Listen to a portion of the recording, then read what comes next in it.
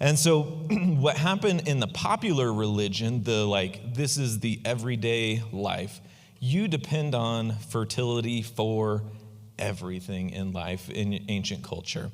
One, fertility means, do I have sons or daughters? Two, it means how many sons do I have to work the fields to help procure everything that needs procuring? Three, it means, are my fields, crops productive? It means, does the rain come down? Does it mean if the rains don't come down, that means everything is dry and dusty and hard and just awful? That means the winds are coming up and picking up the sands and bringing it and blowing it in your face and making you very angry.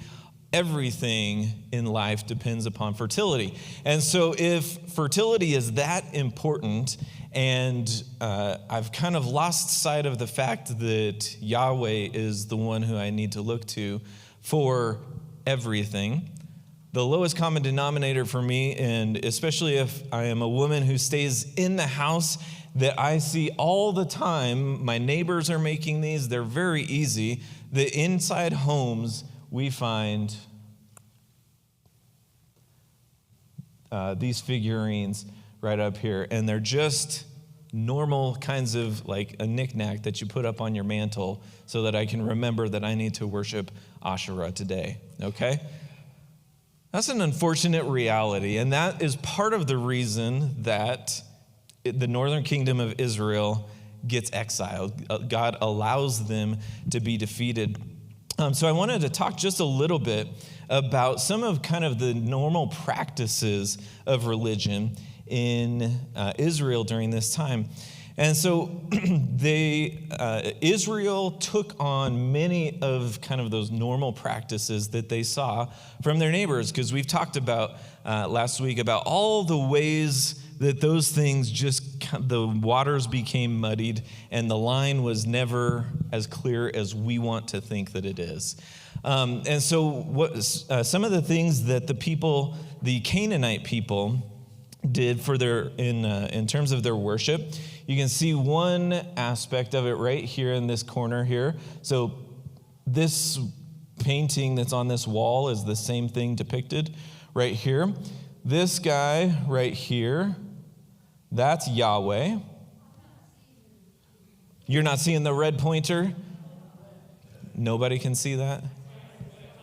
When it's on the white? Okay, so I'll try to keep it off the white. So this guy right here, can you see that? And then see the same thing right here? Okay. So that guy is a depiction of Yahweh.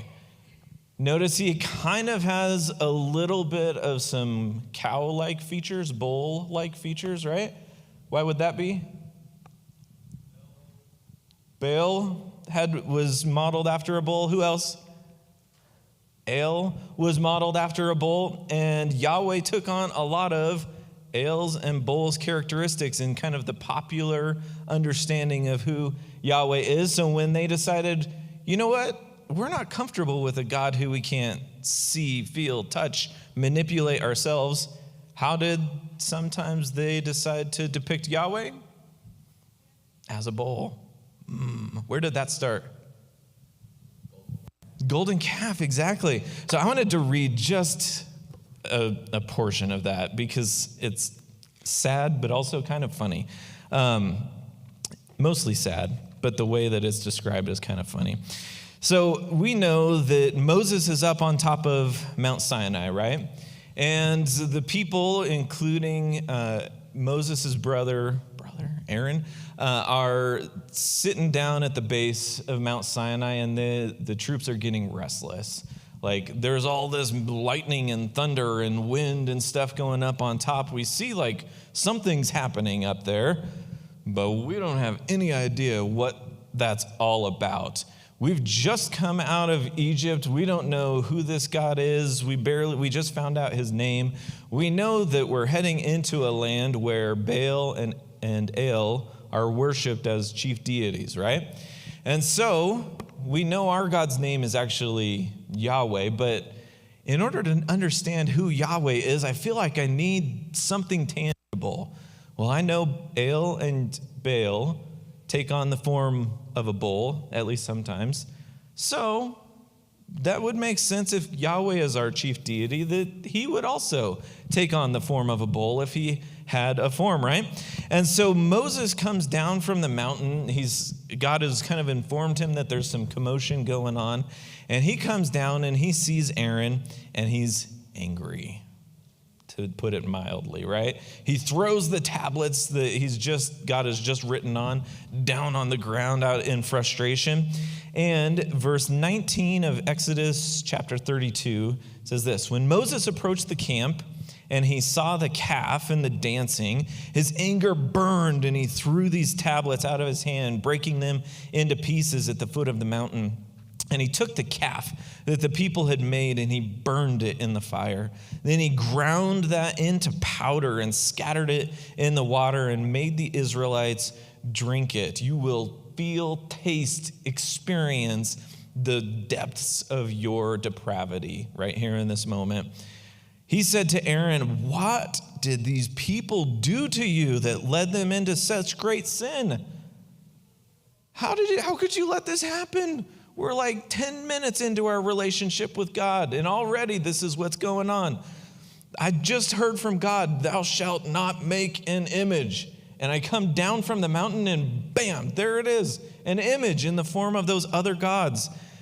And Aaron replies, "Oh, do not be angry, my Lord. You know how prone these people are to evil. They said to me, 'Make us gods who will go before us.' As for this fellow Moses who brought us up out of Egypt, we don't know what's happened to him. He's probably got struck by lightning." So I told them, "Whoever has any gold jewelry, just take it off."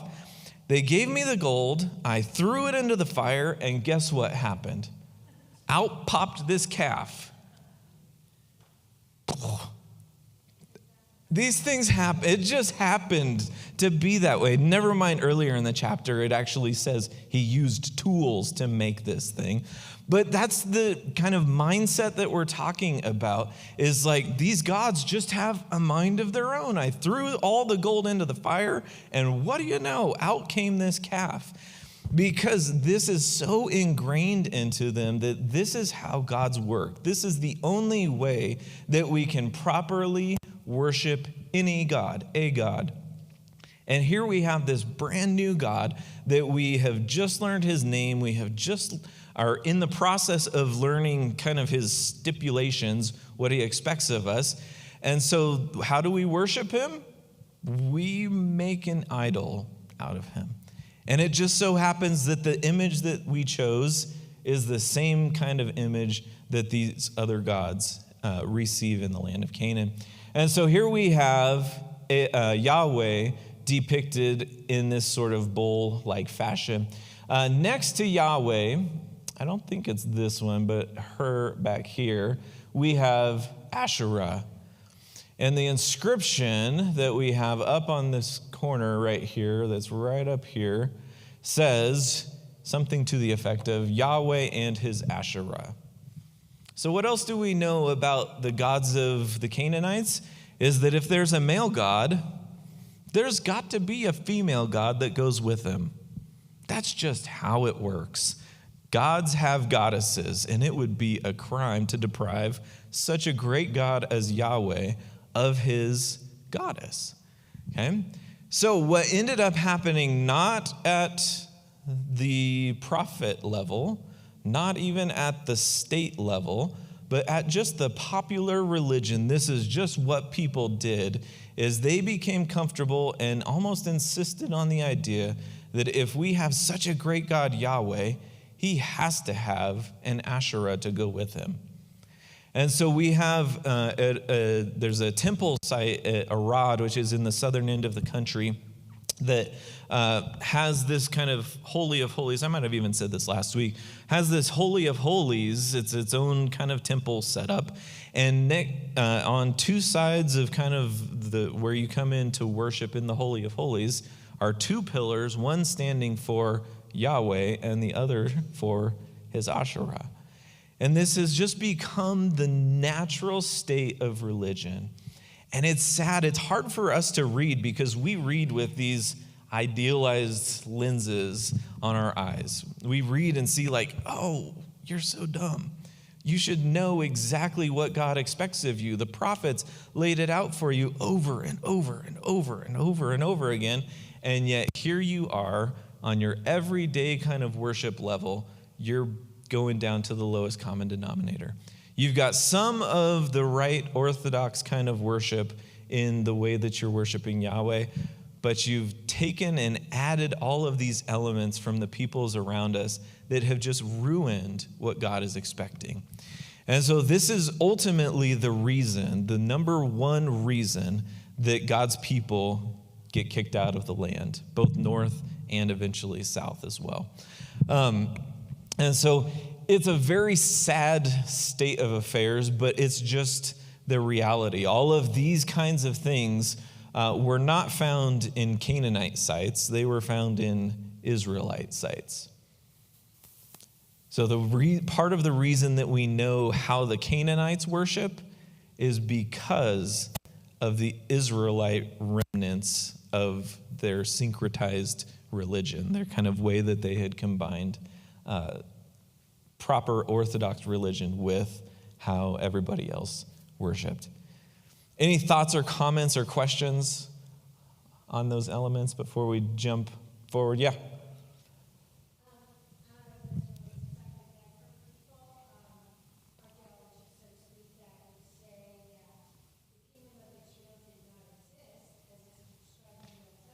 Mm-hmm.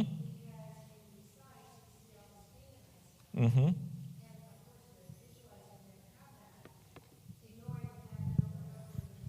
Yeah. Mm-hmm. Mm-hmm. Yeah. Yep. And that the interesting thing about that is I don't want to go too deep on this, but that's part of the difficulty of archaeology is that you can find the same physical material but interpret it in multiple different ways. And so one thing that a number of scholars, they're called the minimalist scholars because they believe basically minimal of what Scripture actually says, is that there actually was no kingdom of Israel.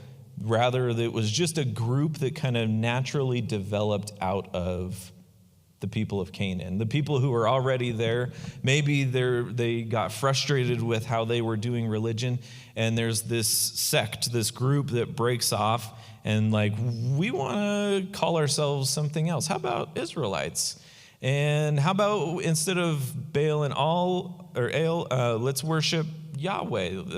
That sounds like a good name of a god to worship, And so there's a large group of scholars that fall along those lines. But I think there's some element of that probably has some truth. That Israel as itself, I do think, came in from outside the land, from Egypt, and settled in the land. But there also is a great deal of assimilation. That and that's partly what we started off with last week, where God said, as you go into the land, get rid of everybody else so that you're not tempted to combine everything. But we know that's not what happened. And eventually what actually happened is the Israelites just assimilated a lot of Canaanite people into their own tribes. And we'll talk about that with the Philistines in just a moment. But they also, in doing so, assimilated a lot of those religious practices that just happened. And so when you look archaeologically and you find things like these, it's easy to say, oh, there was never really an Israelite people. The only evidence of Israel we have is the written text, and that could have been written by anybody. But the actual case is that we as Christians and Old Testament scholars believe is that Israel was its own unique identity and brought things into the land. There's a remarkable increase in population right about the time of the Exodus that happened right in that hill country from like Jerusalem heading north. There's a remarkable increase in that population that they can just tell archaeologically. So something happened to just double, triple, quadruple the population in almost an instant. And that's just one example of kind of some archaeological evidence that says it wasn't just this like natural progression out of there. Somebody else had a hand raised. Yeah.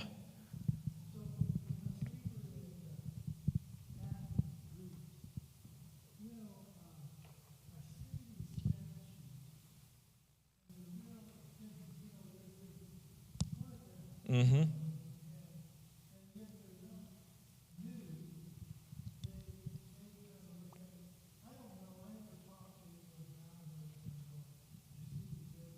Yeah.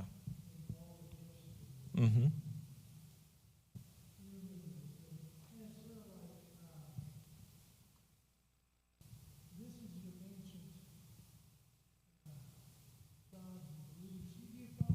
Mm-hmm.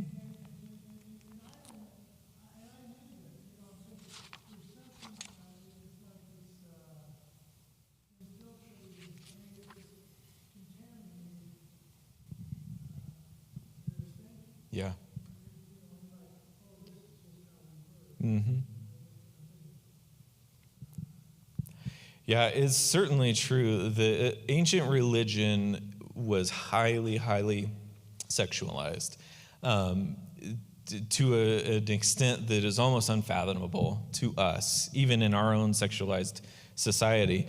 But one of the things, for instance, that was kind of a mark of Canaanite religion, and it would have been true in the region of Greece and elsewhere, is the idea that if these are gods who provide fertility for us, we better offer up our own meager show of fertility in honor to them. And so temple prostitution was a major issue at that day. And so if there was a temple to the god Baal, there would be a prostitution ring that ran just right outside the doors of that temple.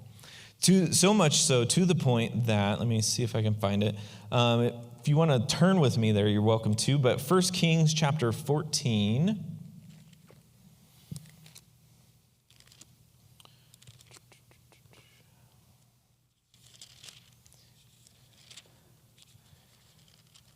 See how quickly I can get there. So 1 Kings 14, and it was verse 23 and 24. So they also set up for themselves high places, sacred stones, and Asherah poles on every high hill under every spreading tree. There were even male shrine prostitutes in the land of Israel, people engaged in all kinds of detestable practices of the nations that the Lord had driven out before the Israelites. So what had happened is it was so prevalent throughout Canaanite society that even at places that they were trying to designate as places to worship Yahweh, they're like, well, what do we do outside of a temple or outside of a worship place? We do the same things that we do everywhere else for every other god. And so this was a big piece of some of the prophetic rebukes was against that highly sexualized version of religion. The people of Israel, if they had worshiped properly, they would have stuck out among the nations like a sore thumb, because their religion, God expected things of them that were so incredibly different than everyone else around them, to the point that when we read, how many of you enjoy reading the book of Leviticus? Is that number one at the top of your reading list? Stacy's reading through Leviticus right now in a Bible study, and yeah. But Leviticus, there are many things inside the book of Leviticus and even Exodus and some Numbers where you read it and you're like, what? Why? Don't put two claws of different types of claws together in one material, or don't boil a goat in its mother's milk. And many of those things, we don't know what all of them actually are intended for, but many of those things are because of elements within Canaanite religion that God was like, I know what you're going to be tempted to do. Don't even approach it. It's not necessary to worship me. And so when you read one of those laws that you scratch your head at and like, what was that about? Most likely it had to do with one of these kind of ancient cultic practices that the peoples of Canaan would have been using as just normal religious practice. So, any other questions, thoughts? How many of you want to throw something at those figurines that I've just left up there? I'm sorry about that. So let's take a look. One last interesting religious practice. We read at a few points in the Old Testament about divination, okay, where we're like inquiring of the gods, what is this thing? What is the right thing to do next? So what do we see on the right-hand side here? Any guesses? We have a sacrifice going on, and we have two priests who are doing this. This isn't necessarily Israelite here, but we have two priests who are sacrificing an animal. But more than that, what they are doing is they are reading the entrails of the animals. So they open the animal up and pull out its organs, and they start reading the will of the gods. So what we have over here on the left-hand side, all three of these kind of weird-looking things. Any ideas on what that is? Teeth, it kind of looks like that. Those are organs, internal organs. I think they might actually all be livers. But they're not necessarily Israelite. I think in the top left, we have a Mesopotamian one. Actually, all three of them, I think, they all have cuneiform, which is a form of writing that's not letter-based, but is with the side of a stylus kind of thing. But all three of these are teaching priests how to read the internal organs of an animal. So it's kind of like your magic 8-ball, am I going to have a good date tonight? Don't count on it. What? So that's what they're doing here is they'll sacrifice an animal, open up, pull out its liver, and they'll find certain lines or patterns on the liver itself or whatever organ they're reading. And these three things are examples of priests telling you this is how you read what God is saying through a liver organ after you sacrifice. So if you want to know the answer to your every question, should I plant today or should I plant in a week? I can go sacrifice one of my animals with the priests and they can pull out the internal organ and they can read. I mean, that's a very flippant example of what it would have been. But they can read the will of the gods through these organs. And so these are the kinds of practices, again, that are drawing Israel in. Every moment they're faced with these things as they pass a Canaanite on the street. Yeah, Nathan.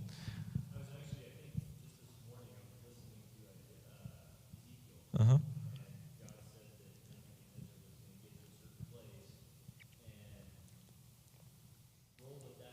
Yeah. Mm-hmm. There you go. Uh-huh. Yeah. Yeah. Yes. Was this a financial thing for the priests that they charged for this, and was that their motivation? I'm not positive on that. I can almost say with 100% certainty at some times in some places, yes. It would not have been intended to be that. Sacrifices in these Canaanite religions were not what we think of for sacrifice in the Israelite religion. So Israelite sacrifices are for the atonement of sins and to right wrongs and those kinds of things. By and large, sacrifices in Canaanite religion are more for my God is hungry and I need to feed him. He needs sustenance. And so I'm going to sacrifice and I'm going to the temples in order to appease the gods and keep them from getting angry. As opposed to Israelite religion, I mean, there's a lot of overlap, but Israelite religion is more focused on righting the wrongs that are existing within the community of faith. Not even always so much like my own personal atonement, but like, is it today? I think today is the beginning of Yom Kippur, or the Day of Atonement. And so that was not so much like how I become right before God, but how we as God's people become right before him. And so I'm sure that there were some abuses of it within both Israelite religion and within Canaanite religion. But that wasn't the standard, I don't think. Yeah. Any other thoughts, comments, questions? All right. Well, let's take a look. I want to do, before we fully start talking about the Philistines, I want to take a moment and just look at a story that involves the Philistines. It's almost a comedy story because of how just outlandish the characters are in this story. So it's at the beginning of the book of 1 Samuel. I'd love for you to turn there with me. We read in the beginning of 1 Samuel about the priest Eli and his sons Hophni and Phinehas. So you just asked the question about, are priests taking advantage of people? And quite possibly and probably at the beginning of 1 Samuel, we see a priest and his sons who are just in over their heads and are not qualified for the position that they are in, and quite likely are probably taking advantage of people. And this is even before the temple was built. This is tabernacle time. But I want to look at 1 Samuel chapter 4. And I'll read. I know that I made some nervous Nellies out there as I asked to read last week. So I'll go ahead and be the guinea pig today. But what we're going to do is I'll read about 10 to 12 verses at a time over 3 kind of sections here. And then we'll pause, and our focus is not on what is God saying to the Israelites, but our focus today is going to be on what does this reveal about who the Philistines were, okay? So don't listen thinking, what is God trying to teach me right now for my life tomorrow as I go to work or whatever.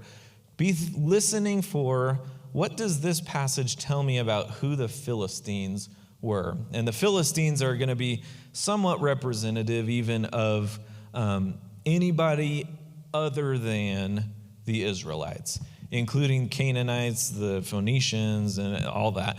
But we know, Art even said it to me today as I was telling him what we were going to talk about tonight. The term Philistine has kind of become like a derisive term for like, oh, they're kind of odd, right? They're such a Philistine or something. But this is where that kind of connotation of the term Philistine came, is it's somebody who's not on the in crowd, right? So we know that in the Bible, the Israelites they're the good guys. And the Philistines are kind of characteristic for, stay away, right? So we're going to see that here. So listen as I read for what does this episode tell us about the Philistines specifically. All right. 1 Samuel chapter 4, verse 1b. Now the Israelites went out to fight against the Philistines. And the Philistines, actually, before I go, hold up your maps for me that Pat passed out to you. Does anybody need one still? I don't have one. Can I get one? Thank you. So this bottom map here, I want you, as you hear a place name, find that place name on this map. So we're going to have start out at Ebenezer right here. That's the scene of this battle, and you can kind of follow along. So the yellow line is the direction of the Philistine forces. The blue line, the red line is the direction of the Israelite forces. And then the blue line, they don't have it on there, but I think is the where the ark travels to and fro.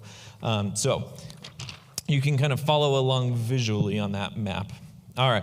Now the Israelites went out to fight against the Philistines. The Israelites camped at Ebenezer and the Philistines at Aphek. The Philistines deployed their forces to meet Israel. And as the battle spread, Israel was defeated by the Philistines, who killed about 4,000 of them on the battlefield. When the soldiers returned to camp, the elders of Israel asked, "Why? Why did the Lord bring defeat on us today before the Philistines? Let us bring the ark of the Lord's covenant from Shiloh, so that he may go with us and save us from the hand of our enemies." So very quickly, just as a little practice, what did we learn about the Philistines in that paragraph? They're good at battle. Very good. It's as simple as that. You don't have to go much deeper than that. Okay. They're good at battle. They defeated the Israelites. Verse 4, so the people sent men to Shiloh, and they brought back the ark of the covenant of the Lord Almighty, who's enthroned between the cherubim. And Eli, this high priest, and his two sons, Hophni and Phinehas, were there with the ark of the covenant of God. When the ark of the Lord's covenant came into the camp, all Israel raised such a shout that the ground shook. So, hearing the uproar, the Philistines asked, "What's all this shouting in the Hebrew camp?" You might think that means the Philistines are good at hearing, but I don't know that that's true.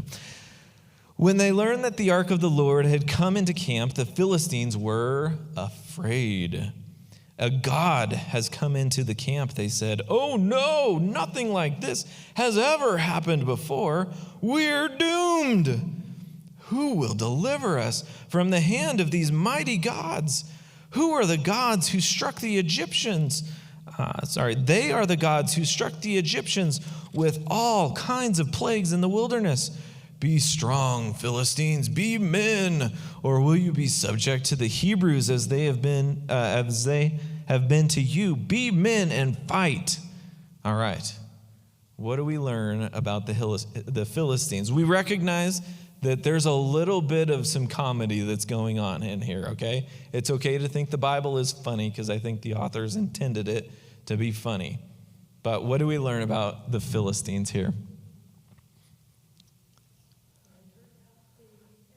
Okay, they've heard about the Exodus. The stories of God's deliverance over 40 years have been heard among the peoples around Israel. So this is 1 Samuel. That Rahab would have been in the very beginning of the book of Joshua. Rahab, so if you look at your map, just north of the Dead Sea is Jericho.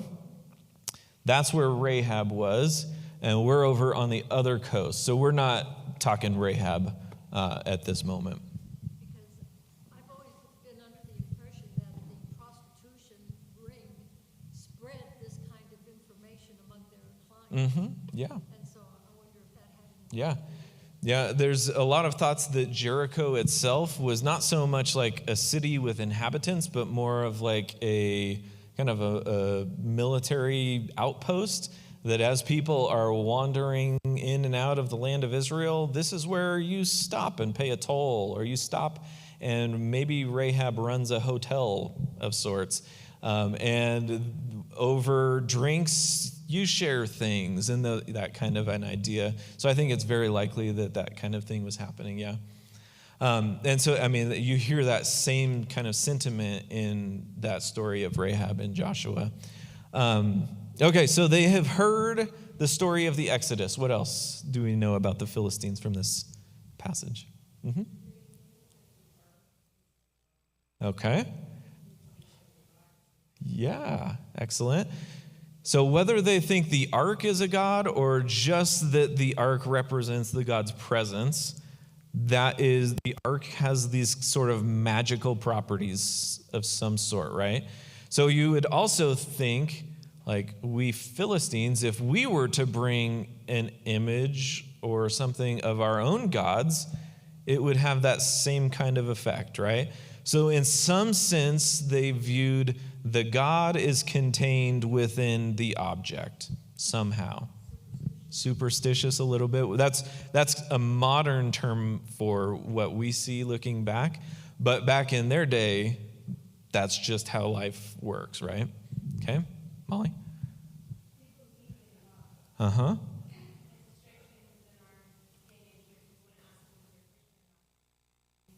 Uh-huh. Yeah. Mm-hmm. Yeah, exactly. So we talked about the Canaanite pantheon that goes from El to Baal to Dagon to da. They're looking at this God of the Israelites he's got to be pretty high up there on that list, because he's entered camp, and all of a sudden the Israelites think, we've won. Okay, what else?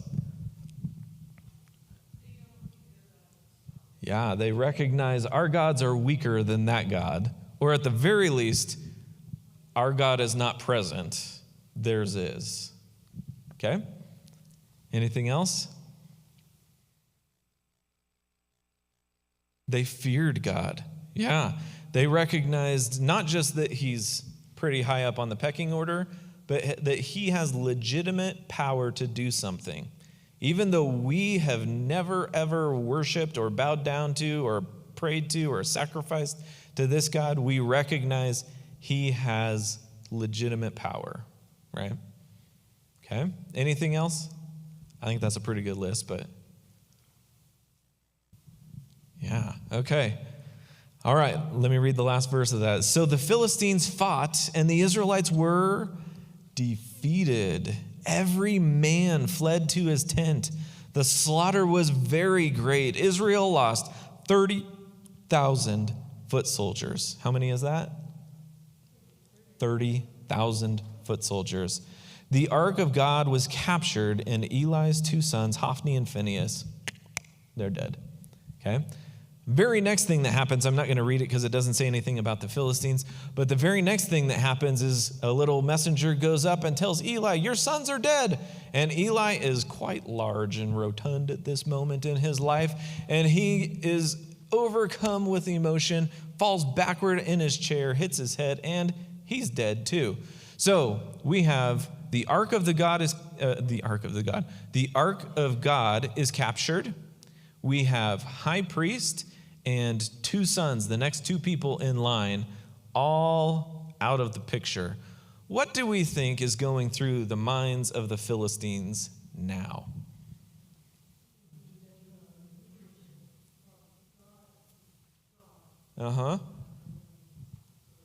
Yeah. Okay. What were you saying?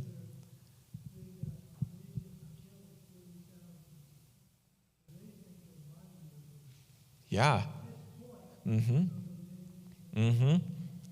Yeah. Like, we didn't even have our God with us, y'all, and we just wiped out those Israelites. I mean, that says something pretty powerfully to people who are superstitious, who are looking at the God has entered the camp, who are saying to themselves, let's see here. Oh no, nothing like this has ever happened before. We're doomed. Be men, fight, right? And all of a sudden, whoa, that worked? Huh, okay. Well, all right. Well, we pick up the Ark of the Covenant, and we're feeling like pretty hot stuff. We've got that God who admittedly is pretty weak right now, or maybe that God is angry at his people. Okay, that's the other option too. Okay, so skip down to chapter 5 and let's continue and see what happens. Remember kind of the comedic nature of this, and let's put yourself in the mind of the Philistines. After the Philistines had captured the ark of God, they took it from Ebenezer to Ashdod. So find Ashdod right along the coast on your map. Then they carried the ark into Dagon's temple, and they set it beside Dagon. Okay, what do we notice? What does this tell us about the Philistines?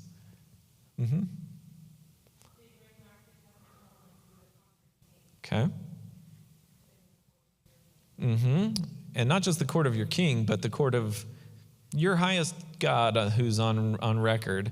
That Israelite God, he either belongs in a temple because that's where gods belong, and we are incorporating him now into our deal, or we are submitting this God to that God.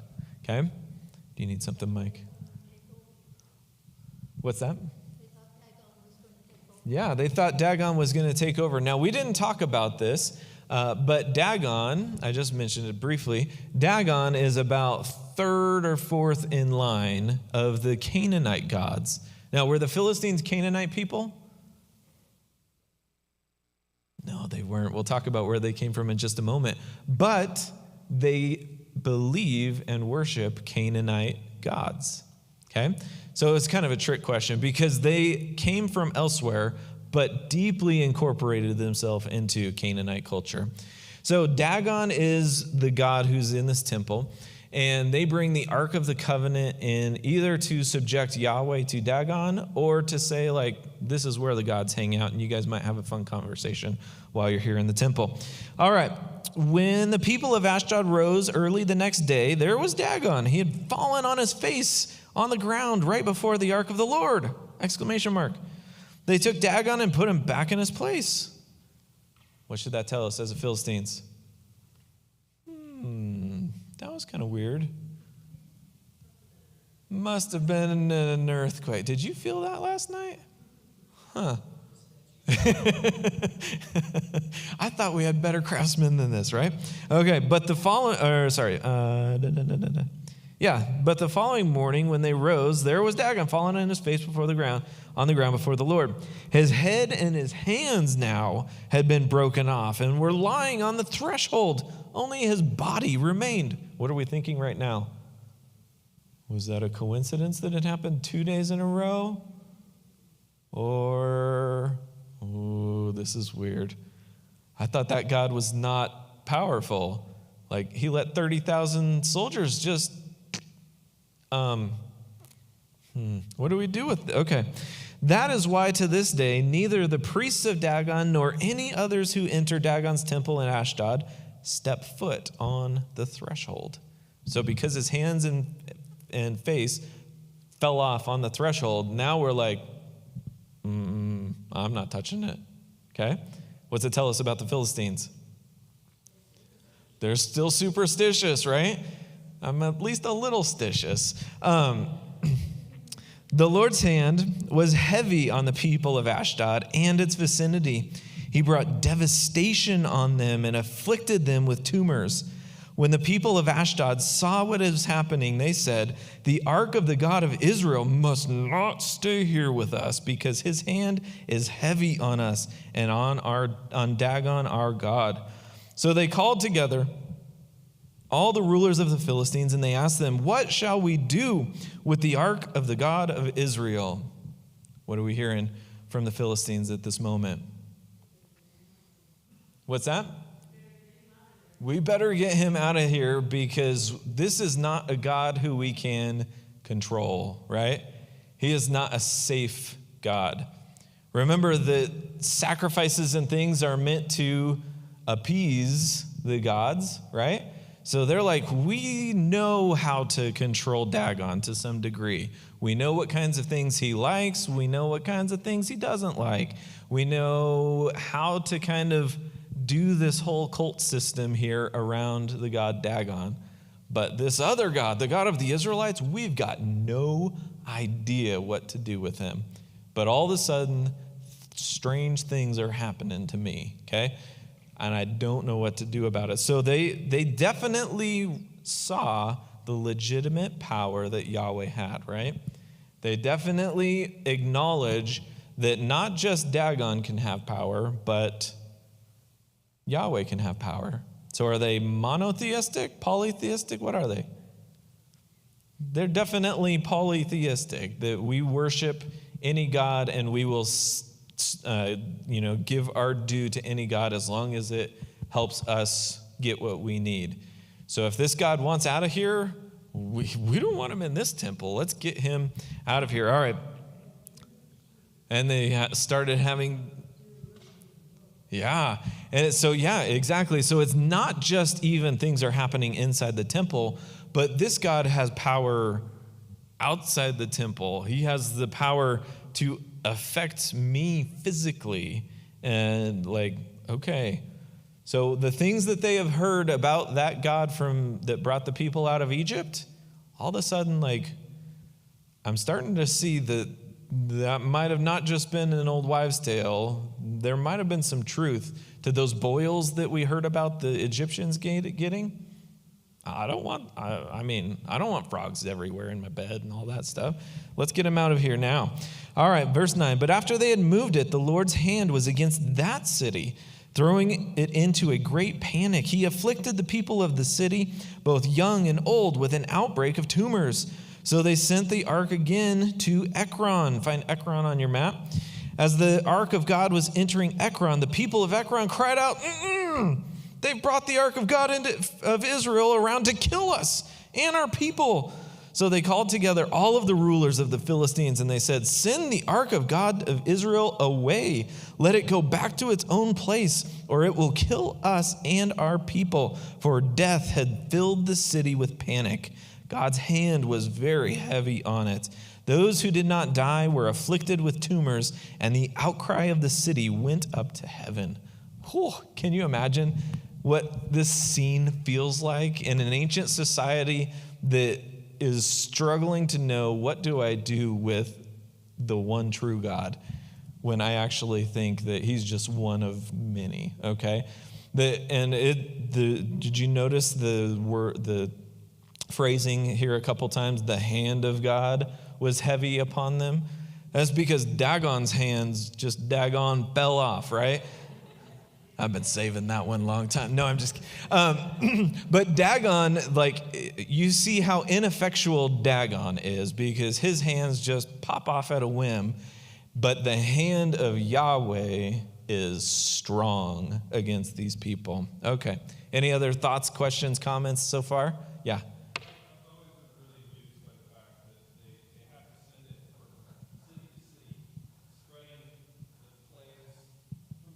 Yeah.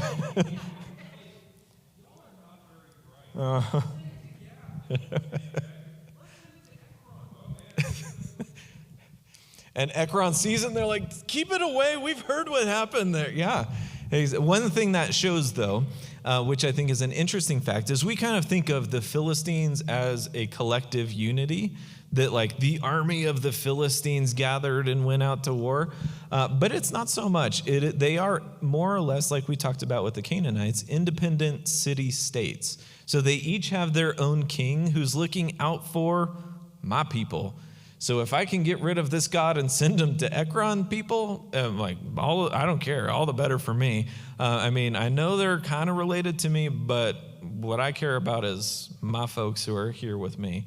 And so there's a little bit of that they're just like, we can't handle them, we can't handle them, we can't handle them, send it away, because this seems like too valuable of property to just get out of here, but we don't know what we're doing. Like the magical properties in their minds, the magical properties of the Ark of the Covenant at this moment are just overwhelming them.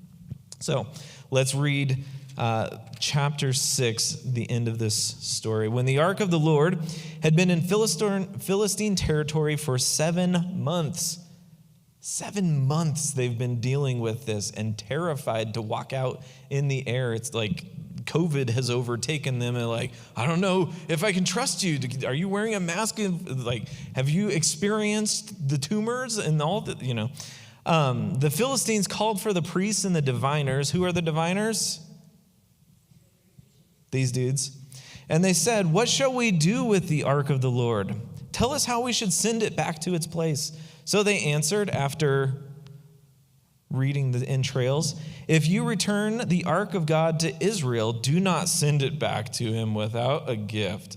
By all means, send a gift offering to him. Then you will be healed, and you will know why his hand," again, "had not been lifted from you." So if you're going to give it back, don't just give it back willy-nilly "Oh, ain't no thing. Sorry, I know you guys dropped this, and here's it back to you again." But if you're going to send it back, it better have a big "I'm sorry" note with a bow on it, okay? The Philistines asked, "What guilt offering should we send him?" Well, they replied, "He seems to like tumors and rats. So let's make 5 gold tumors and 5 gold rats according to the number of each of our Philistine rulers, because the same plague has struck both you and our rulers. So let me see your arm for a second. How big is that tumor? Let's make a model of it so that we know that we have equal kind of representation here. They made, I lost it. Make models of our tumors and the rats that are destroying the country and give glory to Israel's God. Perhaps he will finally lift his hand from you and your gods and your land. Why do you harden your hearts as the Egyptians and Pharaoh did when Israel's God dealt harshly with them?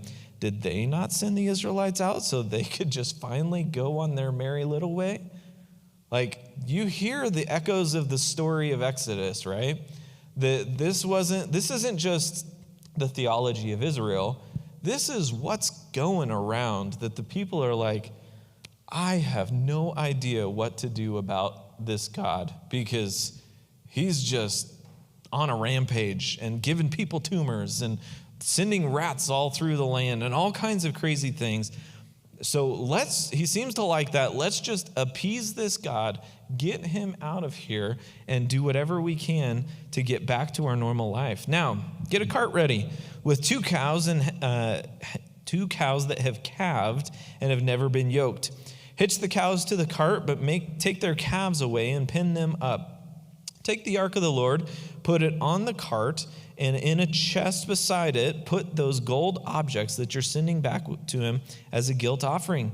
Send it on its way, but keep watching it. If it goes to its own territory toward Beit Shemesh, then the Lord has brought this great disaster upon us. But if it does not, then we will know that it was not his hand that struck us, that it happened to us just by chance, that all this was just one big coincidence.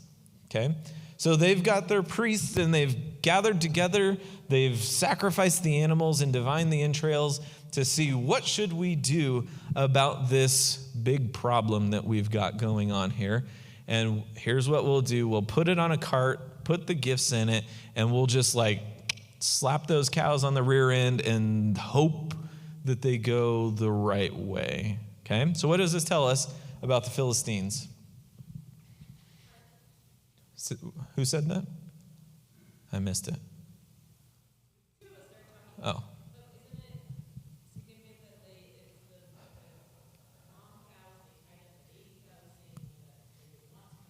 Mm-hmm. Mm-hmm. Yeah. Mm-hmm. Yeah, kind of like the Elijah on Mount Carmel, where it was like, dump all the water on this, and if it still catches fire, then you know. Same kind of idea, I think, yeah.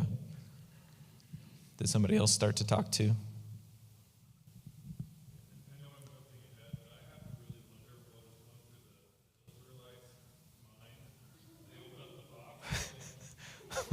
What in the world?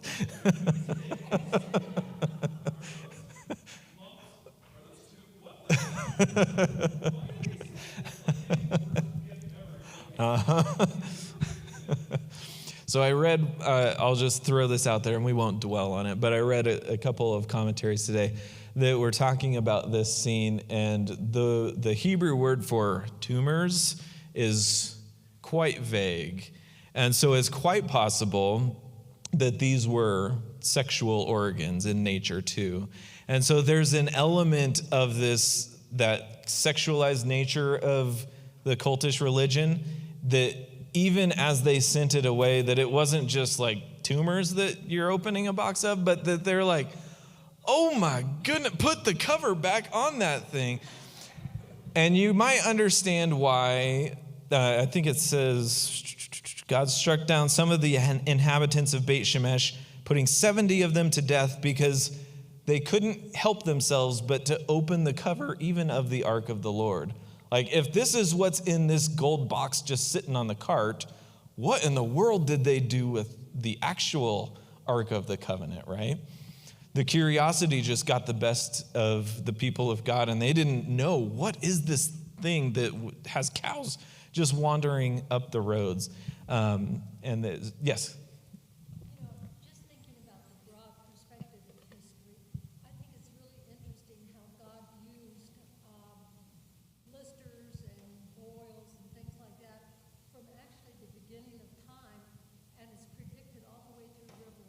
Mm-hmm. There's going to be tumors and pestilences and this sort of thing. And I think it's interesting that they talk about mice and rats because mice and rats started the Black Plague. Mm-hmm. Mice and rats are generally considered to be the carrier of all kinds of stuff. Yeah. And I just think it's interesting the consistency of the Lord from time to Yeah. beginning to time. Mm-hmm. Yeah, that's very true. Very true. If this God has control even of the mice and the rats to bring these kinds of plagues and things around, he's powerful. He's a God who is worth contending with, right? And recognizing what he's doing. And so they did this, and the cows, by miraculous provision, went up towards Beit Shemesh to confirm for the Philistine leaders what? This God is the real deal.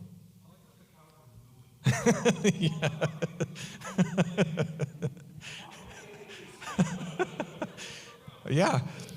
I think somebody needs to make a TV episode out of this. Like, this is good comedy for these Philistines just are beside themselves. And the fact that they that was a note that somebody somewhere took. They're like, oh, you know what will really bring this home is the note that the cows couldn't help but moo the whole way on the road. What it also tells me is that the Philistine leaders stood here at my city and watched the cart go to the other city. So how close are these two competing peoples, competing nations, right next to each other? They're just down the road from each other. If you go to Israel today, you can stand right where this was happening. It's the same area where you see Timnah and Ekron. So we stood at Timnah and talked about the story of Samson and how Samson is from Timnah, but he's a stone's throw away, especially if you're Samson. He's a stone's throw away from the Philistines. So you can see why he wanted a Philistine wife. You can see why he got so angry and upset with the Philistines time and time and time and time again, because they just kept making fun of him, and he's like, right? That they just always are butting up against each other. And that when we think of the Philistines, that's something to constantly keep in mind, is that we're looking east. On the eastern border of the Philistines, there is no border. It's just like, yeah, this is kind of our place, and that's kind of your place. And if we're feeling particularly strong at this moment, your place kind of becomes our place.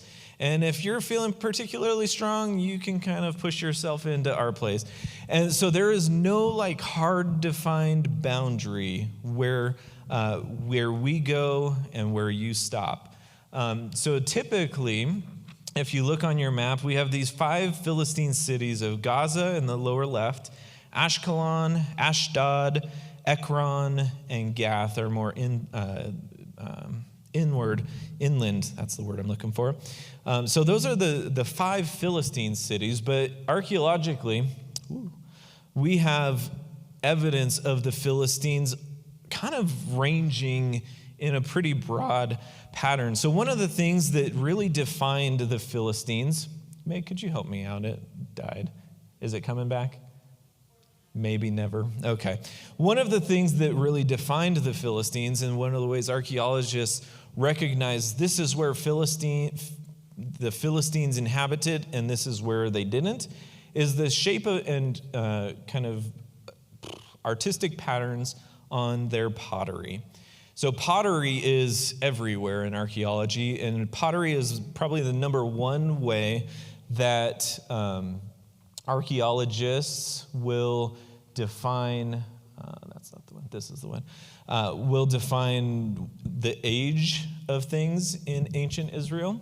And so these are examples of Philistine pottery. So on the right here, we have this one is a monochrome one because we only have one color of these rings. Both of these are monochrome.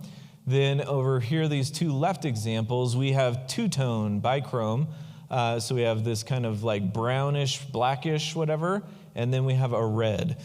So the interesting thing about the Philistine people is the pottery, especially that we see on the right-hand side, there's only one other area of the world that we see that kind of pottery that is based from this time, and it's not in Israel. If you take a look at your map and find the Aegean Sea on the top map, it's the area that all of the arrows are going away from. The Aegean Sea is where we're almost certain the Philistines came from.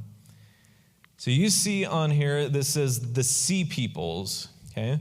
So Ramses III, all the way down in Egypt, was living about 1200 BC. So just about the time the Exodus is happening and the people are heading out of Egypt into the land of Canaan, there's also this other group of people who Ramses calls the sea peoples.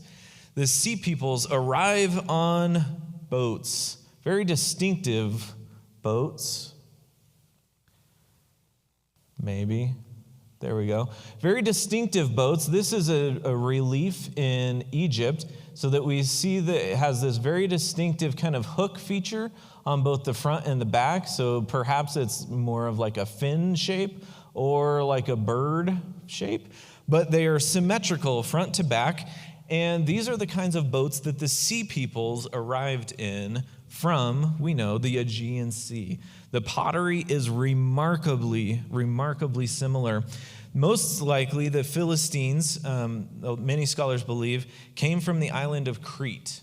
And around this time, 1200 BC, in history, we separate our time periods into metal periods. So we have, what you make tools out of. So we all know the term the Stone Age, right? But we also have the Bronze Age, and we have the Iron Age. And this time period, 1200 BC, is the shift from bronze to iron, okay? So you learn something every day, you guys. The shift from bronze to iron means that there is major upheaval all throughout the Mediterranean world. Not a single empire who stood beforehand survived this shift from bronze to iron without having some major things go on. So during this time, we don't know whether the sea peoples were the cause or a cause or just were getting out of Dodge, but the sea peoples saw things up in this region, Greece, Italy, Turkey, modern day Turkey, things are not kosher. They're not going so well up here. We need to get out of here. So they packed up in these ships, hopped on these boats from Crete and throughout that region. And what Ramses says is they landed right up here on kind of that northern coast of the Mediterranean Sea, and they just started terrorizing people. They went on the warpath, heading south from this Hittite land and heading south down toward Egypt. Well, what's in the way on the way down to Egypt? Israel, okay? So they pass through Israel and they just tear up the land, and they eventually get down to Egypt. And this is what Ramses says. So Ramses, let's see, which slide did I put it on? Ramses has these major reliefs. This is only a part of it, that he, like an entire wall filled with stuff like this. And on this relief, he says, these sea peoples, yeah, right, that's hard to do.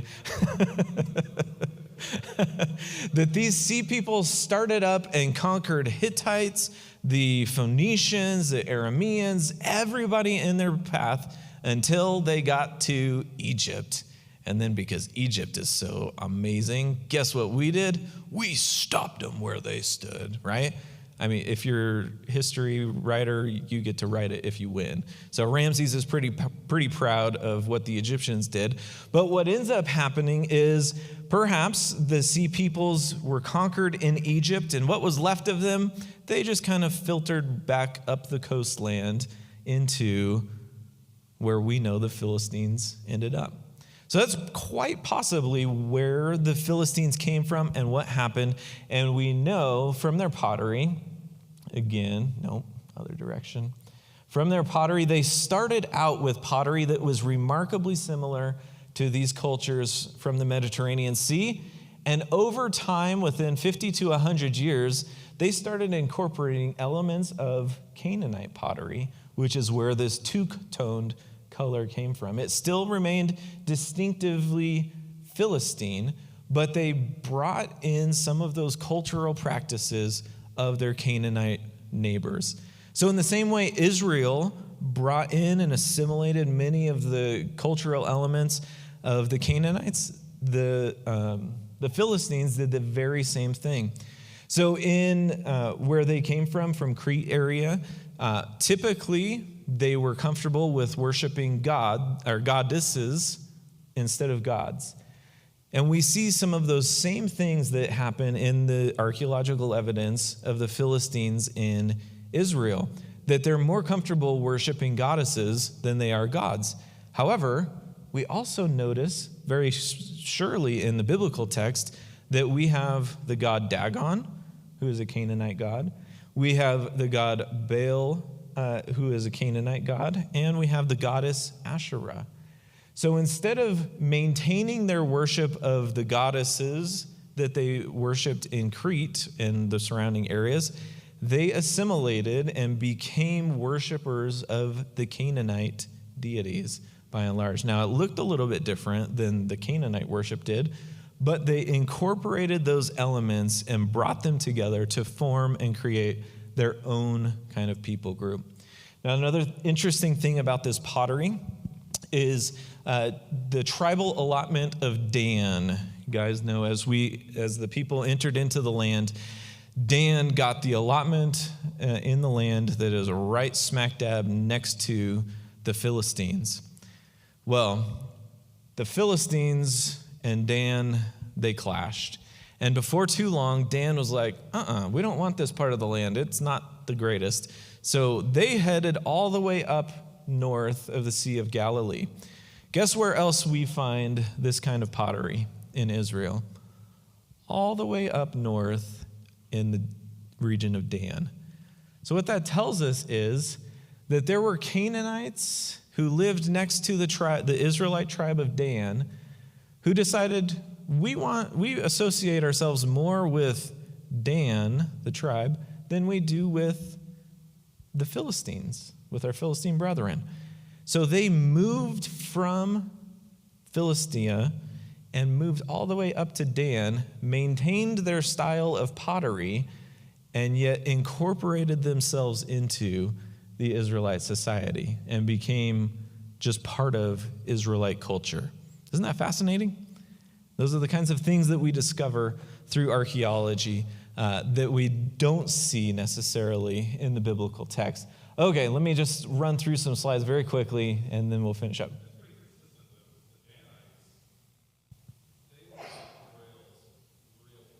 Mm-hmm.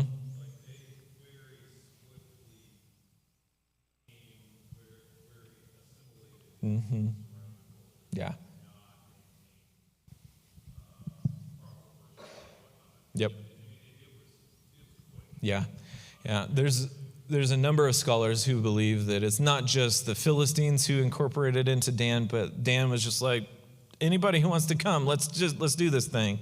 And they just became kind of this mishmash of people. So even though they maintained the tribe name Dan, really they were not distinctly Israel at that moment. So here, just a couple quick things. So you see this sword here that was found, or knife. The Philistines fashioned themselves as, we are the purveyors of weapons. If you want there's a scripture I can tell you where it is if you want to know it. But where the only way that you could have a sword sharpened was to take it to the Philistines to sharpen it for you. So what does that tell you? Like, no, we don't want you to have swords. We're not going to sharpen your sword, right? Okay? So the Philistines, they were the dominant military operation in Israel at this time. They had chariots when Israel didn't have chariots. They had swords when Israel didn't have swords. They were superior militarily. So it's understandable that even though they could be contained in this little area, 5 cities, but they had superior weaponry that they had brought over from the area of Crete. So you see, this is Mycenaean pottery. So this is from that area of Crete and Greece area. And you see, notice the main thing that stands out for scholars in this is the shape of the armor here. And if you read the story of David and Goliath and read how Goliath's armor is described, many scholars see a high correlation between the armor that's depicted on the Mycenaean warriors compared to what Goliath himself wore. There's many sea peoples, but the ones that we know are Philistines have this super cool feather headdress thing. So if you're ever in Egypt and you want to know who are the Philistines, it's all the dudes that have the cool headdress and have their elbows going weird ways. All right. This is what it looks like, what a Philistine kind of encampment or a city was built into the kind of seawall there. I keep going the wrong direction. And then lastly, some of the kind of religious practices that they incorporated from the peoples around them. So what does this look like? That looks like Egyptian, right? But no, this is distinctly Philistine. Do you see kind of the cover at the top of that? So they would take that off, lower the body into this, and it would, instead of laying down, this thing is just standing up, like you see it right here, and that's how they would bury their dead, at least in some places. We see here, what's that look like? That's a pig. So that's how we know this is not the Israelites who are residing in this area, because anywhere there's Israelites, there are no bones of pigs. But in Philistine areas, we see pig bones all over the place, especially at sacrificial sites, just like this. And this is a cult stand that they would have had inside of a temple. So that's a little bit about the Philistine perspective, the Philistine culture and religion and the way that they carried themselves.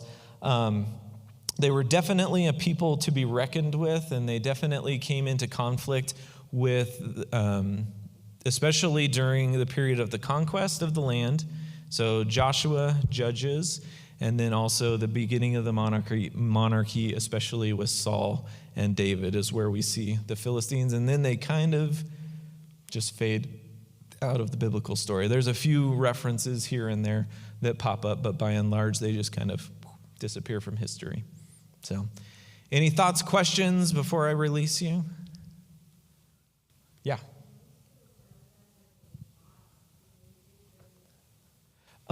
These pots right here? Mm-hmm. Yep, those have been dug up from archaeological sites throughout the Philistine area. And the Philistine area has been has not been excavated very well. The town of Gaza, the very southernmost, as you can imagine, has not been excavated at all because there is a modern terrorist site that sits right on top of it. So, yeah. Any other thoughts? All right. God's blessings upon you. Thank you for listening with me. I hope it's been enjoyable. Next time, somebody else is here, so you don't have to listen to me. But the next time I get to share with you, I'll probably share some Assyria and Babylonia and that kind of big empire type stuff with you, whenever that may be. So you can look